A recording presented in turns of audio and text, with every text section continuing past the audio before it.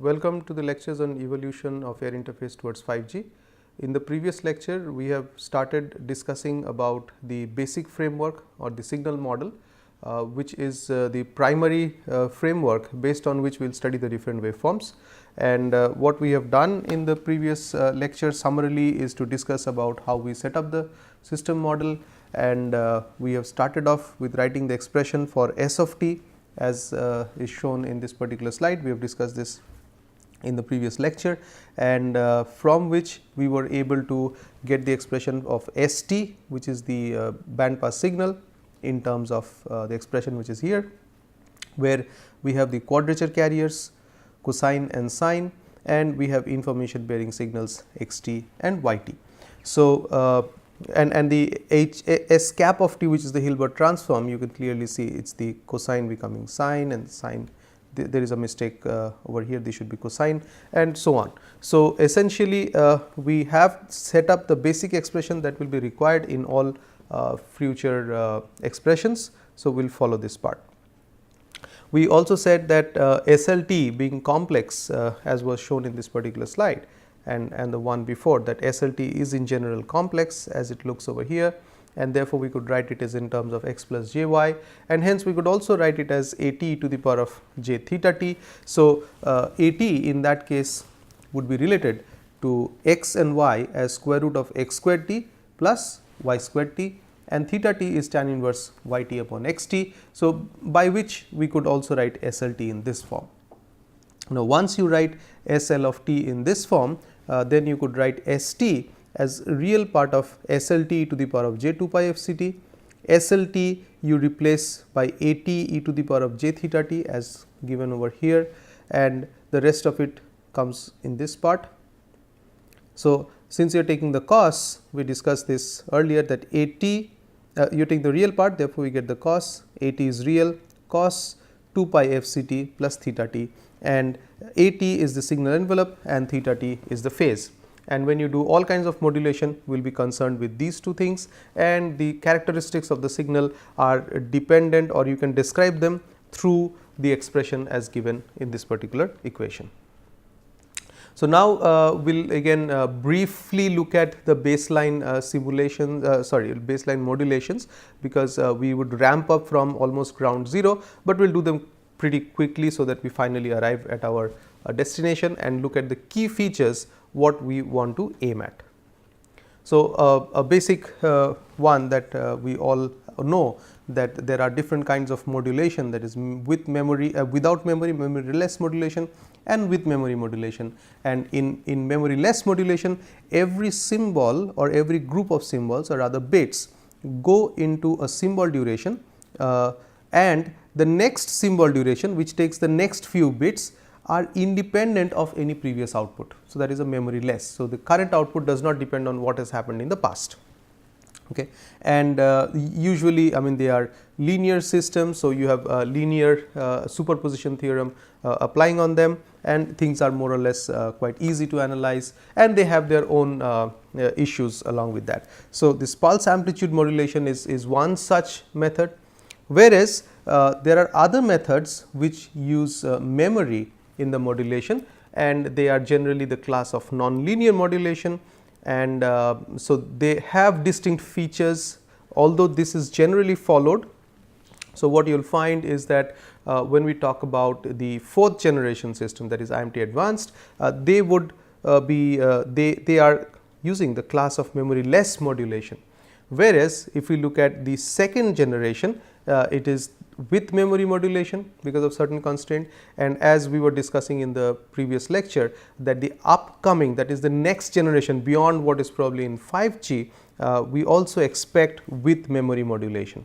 So, that is why we would like to go through this basic structure, so that we are equipped with the basic framework to handle both of them and get insights about how and what is the benefit of different kinds of these systems, and how do they influence these IMT advanced and the next generation communication system. So, the pulse amplitude modulation is straightforward, where you have the amplitude and this is the gating pulse or the pulse shape, and this is the carrier. So, this AM carries the signal, and this is the SMT, that is the mth signal going in the pass band, is represented in this form, which is a straightforward extension of what was before. So, in the expression here we had AT. So, AT is essentially AM, which is the fixed amplitude, and GT is the pulse. So, it is the pulse amplitude modulation, amplitude of the pulse getting modulated, pass band signal, therefore, we have the real. And the GT is real valued, and we can also look at the standard amplitude modulation with this, and more or less how the signals would be is you have the pulse, there is a certain carrier given by the cos 2 pi fct, which is due to the real part of this, and as the amplitude changes, either it could be small amplitude or large amplitude. So, this is S1, this is S2. So, for 0 you could have S1, 1 you could have S2, and so on and so forth. And if you have more number of bits coming into one symbol, so if there are 3 bits that go into one symbol, then you have 2 to the power of 3 different waveforms, or 8 different combinations, or 8 different levels, 8 different amplitude values. And when you look at passband signal, there will be different amplitudes, 8 different amplitudes, all having the same carrier frequency. So, that is how the thing is, and the symbol duration will be k, that is number of bits per symbol times the bit duration. So, that means if I increase k, then effectively I am increasing the symbol duration. So, if I am increasing the symbol duration, I am effectively reducing the bandwidth. Right. So, if we have a smaller bandwidth, then in order to send more and more bits, you would have to go for higher and higher bits per symbol duration and have more number of amplitudes. You could use quadrature amplitude, so that you could pack more bits into the system, but overall the structure remains the same, and hence to increase the spectral efficiency, that is one of the terms which we have seen before. That means, if you are interested in increasing the spectral efficiency, we have seen this term before, bits per second per hertz. So, in this case our bandwidth, if it is constrained, that means, it is a fixed bandwidth, then simply to increase more bits you keep increasing k, and thereby you can increase the spectral efficiency. Of course, the energy consumption also goes up. So, if you are looking at energy efficiency, then these two things are probably at conflict, and then a suitable design has to be done out of this.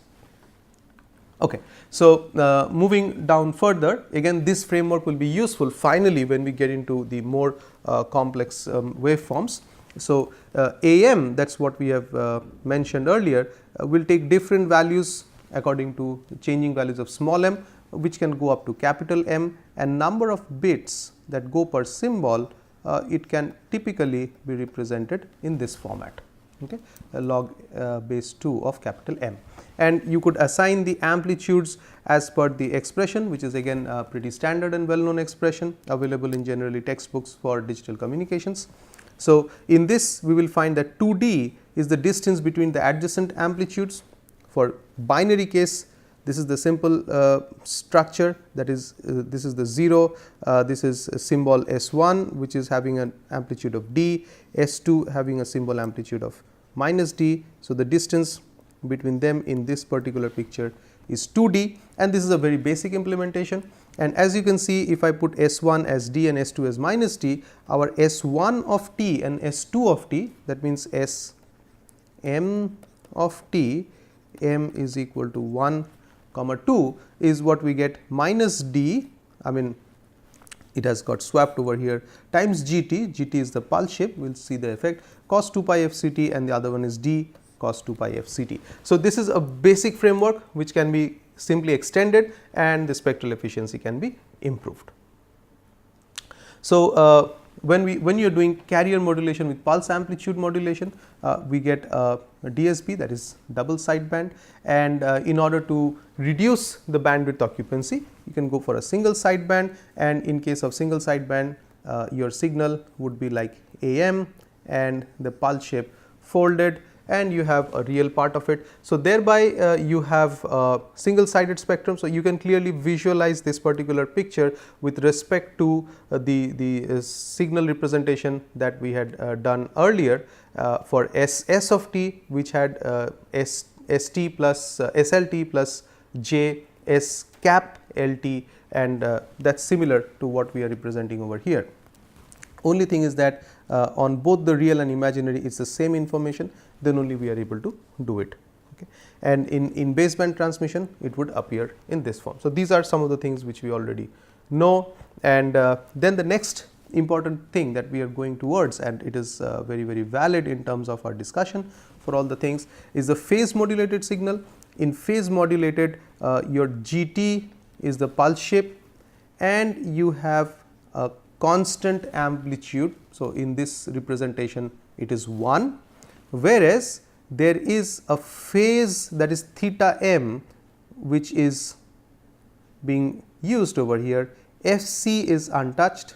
So, we said earlier that theta t could be modulated. So, here At is constant, whereas theta t in our expression is basically over here. So, as we take different values of m going from 1 to capital M, we get different phases and you get phase modulated signals. And in digital domain it is the phase shift keying, that means the phase shifts from one phase value to another phase value. So, as you are seeing, the theta m can take these phases, the 2 pi total phase available, unique phase available, is divided by the number of possible signals, and then you simply multiply by m minus 1 with varying values of m, and you get the different phase values. So, for each phase value you get a different waveform Sm of t, and you have as many waveforms depending upon the value of m, and you can generate your signals. So, if k is equal to 1, meaning 1 bit per symbol, then capital M is equal to 2. Okay. So, in that case, for m equals to 1 and m equals to 2, we get two different signals S1 and S2. For m equals to 1, clearly the phase is 0, and for m equals to 2, the phase is pi, because that is what you get, divided 2 pi divided by 2 multiplied by 1, it is pi. So, clearly we have binary phase shift keying, and again this particular waveform would have similarity with whatever we discussed in binary pulse amplitude modulation as well. So, they are identical in that sense. However, as we increase k, okay, so the At remains constant, there is no change over here, only the number of phases increase. So, at the receiver side, if I am able to distinguish between the different phases, so clearly as we see here, the phase difference between the two signals is pi radians, whereas here naturally it would be pi by 2 radians. Okay. So, the error probability here would be more compared to error probability over here, because the constellation are more closely spaced over here than this case. However, in this case every demodulation or every detection results in 2 bits of information, whereby it increases the spectral efficiency. So, what we see over here is the generic expression, that is SMT, mth signal is written as GT times cos 2 pi FCT plus theta m, and you do not have any amplitude term over here. So, indicating it is a constant amplitude, you can put 1 or any other value of your choice, and if you expand this term you are going to get GT, which is the pulse, cos 2 pi m minus 1 upon m and cos theta, and another term over here. So, what we see, this can also be represented in terms of quadrature carriers, because this is the carrier frequency Fc. Okay. So, what we had seen as quadrature amplitude modulation, in this case it is a kind, it can be seen in terms of quadrature amplitude modulation, but the amplitude modulating signal is different than what is used in the other case. So, here this is the amplitude modulating signal, and rather it comes effectively from the phase value. Okay. So, now SMT, that is the signal that we have, can be written as SM1 F1t plus SM2 F2t, again from classical way of writing down digital modulations. So, here what we have is F1t and F2t are the two basis functions. Okay. So, basis functions, one indicating the cosine carrier, one indicating the sine carrier, and then there are different phase values. So, effectively you have your signal constellations on the unit circle. If you increase the number of modulations to number of bits to 3, then you get 8 such things and you have 8 Psk, which we are going to see shortly. So, if it is so here what you clearly see is that this is one of the modulating signals, this is the other modulating signal, this is one of the pulse shape, sorry, this is one of the basis functions, this is the other basis functions, and through this you are able to generate the signal in terms of modulating the basis function. So, as we move ahead, what we see in this particular picture is the 4 Psk diagram, and there are certain basics which I can skip for the discussion in this particular series. So, what we have over here is the 8 Psk model. So, what we see is that at every signal interval there are 3 possible bits that can be used, because you have 8 possible levels. If you have 8 possible levels, then you need 3 bits to identify the 8 different levels, and thereby you have the 8 Psk constellation. Now, this signal constellation is available for use in edge systems, which is an enhanced version of 2G, in order to provide better spectral efficiency, because the general second generation communication system is not very spectrally efficient, although it is bandwidth efficient.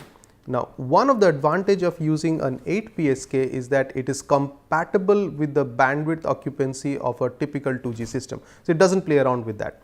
One of the big things is that you can see it is a constant amplitude, the amplitude is not changing.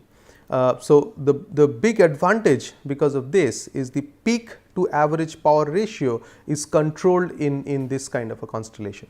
Whereas, if we take a constellation where if we have, let us say, 4 constellation points over here and some more 4 constellations, some more signal points,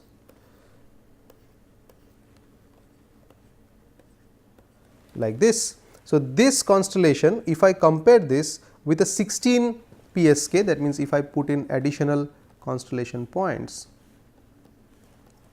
what we find is that both these systems, after I drew with the red color, it can take 16 different signals, and this can also take 16 different signals. Both can be represented by a cos 2 pi fct and sin 2 pi fct, that means both have quadrature carriers.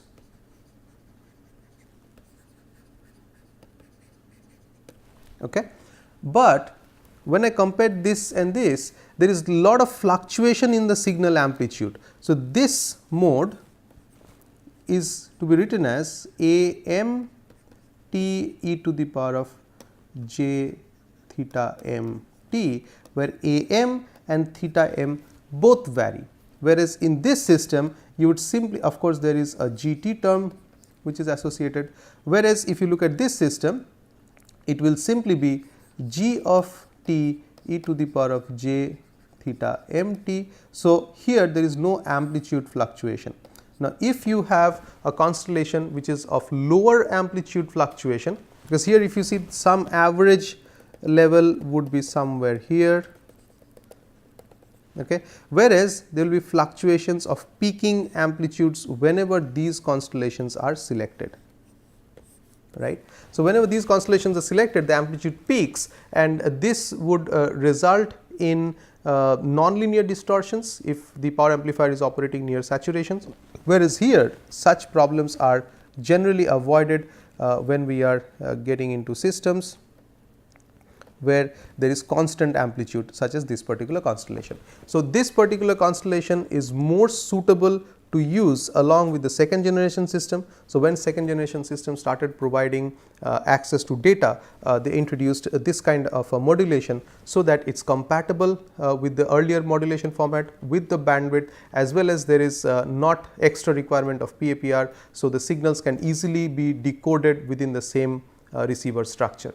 Whereas, if you look at IMT advanced like systems, they use constellations which look like this. With this particular picture is a 16 QAM picture, and PAPR requirements are higher. So, it is a more relaxed system design, this is a more constrained system design, and what you will see is that future generation systems are looking towards design of constellation and signal space where there is lower PAPR and lower bandwidth occupancy. So, that means the foundation or the constraints that were experienced by the second generation system are also being looked at as vital configurations, and which could serve as a basis, of course with lot of enhancement and extension towards the next generation systems which have broadband and much larger bandwidth to operate, but overall constraint properties remaining the same. So, from this at least we get a basic idea of what are the factors which trigger higher PAPR or which triggers the need for more bandwidth, and how you can conserve the bandwidth and things like that. Okay. So, at this point we move now beyond whatever we have discussed to something known as multi-dimension signaling. So, in the previous expressions what we have seen is that there are two basic dimensions, right. So, there are two basic dimensions. So, in case of PAM there is only a single dimension, one dimensional. In case of Psk we can think of two dimensions, and in case of QAM which we have described earlier, we can also have 2 dimension. So, what we have seen in this particular picture, there are 2 dimensions, that is one along this axis, one along this axis, this is also 2 dimensional. So, what we are going to discuss is something which is beyond 2 dimensional. Yes, you can have multi-dimensional signaling. So, let us look at the framework, because that is again the basis for the next generation systems. So, in multi-dimension systems the concept is not very complicated, but we look at a time duration, let us say T1, which is represented over here, and we divide it into smaller chunks, okay, of duration T. So, effectively there are n number of such chunks available, and you have n such signals that you can choose from, and which are orthogonal to each other. They may not be orthogonal to each other, but you can choose them to be orthogonal to each other as well. So, here if I am sending a signal in one of the intervals, and in this case I am sending a signal in another of the intervals, then we are able to detect the signal by virtue of being present at a particular time slot. It can also be looked at as a pulse position modulation if you want to put it in that framework, but it is a generic framework of representing things. Now, instead of writing it in this form, instead of time, you could also replace this with frequency. That means that in this axis, which is the frequency axis, so there will be multiple such frequency options available, and one could choose to use any one of the frequencies in every signaling interval. So, what we see in this particular picture, as is over here, is that in this time interval only frequency f1 is chosen. In the second time interval only frequency f2 is chosen, and just for the sake of diagrammatic representation, in the next interval f3 is chosen. So, in a similar manner you could extend to in other dimensions. So, here you are having more than one basis function to describe your entire set of signals. One could also choose to use a linear combination of these different basis functions at the same time as well. It depends upon the type of application. But with this framework, we are now geared towards looking at systems where multiple carriers may be present or different frequencies may be used to separate or identify the information bearing signals. So, this is the basic architecture that we are talking about, that there is a frequency axis and there are center frequencies, and the frequency axis is divided into sections where the bandwidth of each section is delta f, and the total bandwidth is n delta f, and overall you would have to select the different frequencies in different time intervals, and the number of bits that may be required to select the particular signal is log base 2 of n. because I have n possible signals and I choose any one, number of bits required to represent is simply log base 2 of n. Okay. So, you can combine the time frequency together and you can have the frequency domain and time domain together. Overall, it is number of bits that you can signal over here is log base 2 of n1, n2.